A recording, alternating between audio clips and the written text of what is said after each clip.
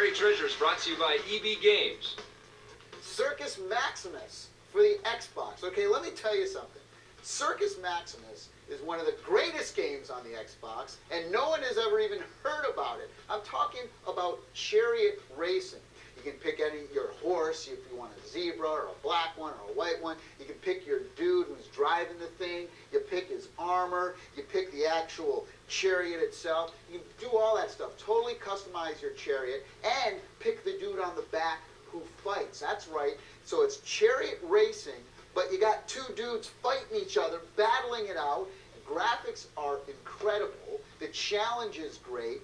The sound effects of the horse and the carriages, unbelievable. The replays are excellent, and the tracks themselves are absolutely phenomenal. This is our very first Xbox buried treasure, and I gotta tell you, you gotta pick this one up. One of the greatest games for the Xbox, and it totally slipped through the cracks. Now we're going to talk about two GameCube games from Capcom. This is Resident Evil 2 and Resident Evil 3 Nemesis. When they first announced these games that Capcom was putting out, I assumed that they were going to come out with Resident Evil 2 and Resident Evil 3 and do what they did to the first Resident Evil, which give it all updated graphics and add bits and pieces. I'm thinking, well, that's the only normal thing to do, correct? That's correct, and that's why we're reviewing these games for you guys. Now, the truth is that Resident Evil 2 and Resident Evil 3 for the GameCube are exactly the same game that gamers got to play a few years ago on the PlayStation 1 and Dreamcast. That wouldn't be such a problem, especially for fans of the series, because they want to be able to complete their collection for the GameCube. It's the first time that all these games are available for the GameCube, so that's kind of cool. And when you read the announcements a little more closely from Capcom regarding these things for the GameCube, RE2 and 3 were supposed to come out at $20. That's right. But what has happened is that both of these games have launched at $40 each. Why isn't someone doing something about this? Well, what is stopping anyone from going out and buying Resident Evil 2 or 3 on the PlayStation for like under $10? Why would somebody pay $40 for something they can get in the bargain bin or eBay for $5?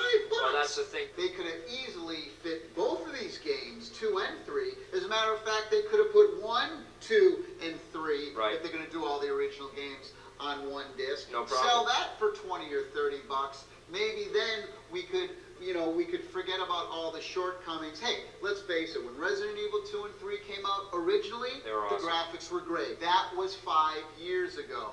What was that? What are these things?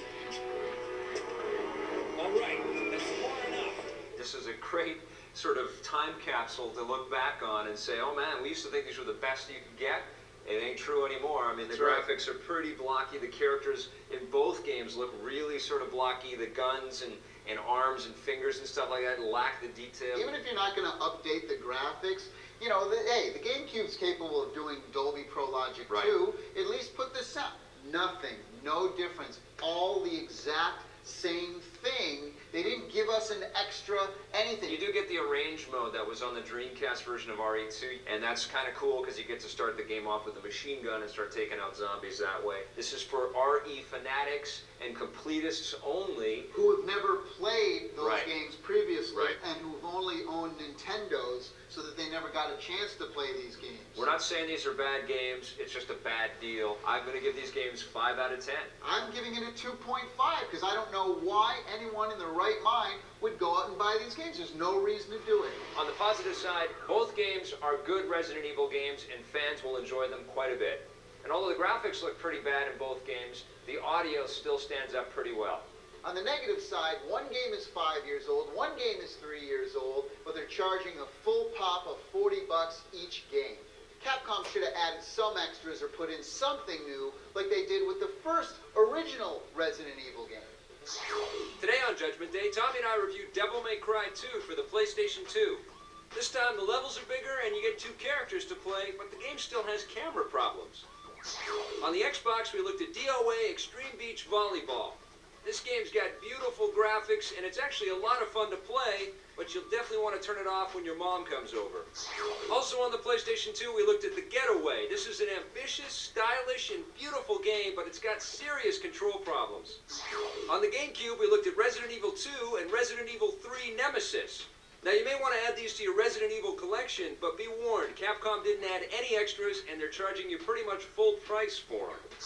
In hardware, Tommy and I looked at Cytek's without wires wireless system for the PlayStation 2. This is a very innovative idea, but you actually still have wires, and you know what? It's not really worth the trouble. On the Game Boy Advance, I looked at Carnage Rally. This is a sweet combat racing game. You should check this one out. Well, that's it for this show. We'll see you guys next time on Judgment Day. Tell you what, we should send the JD Mafia down to Capcom, tell them a thing or two. We'll get Bubbly Moose, Don Fubar.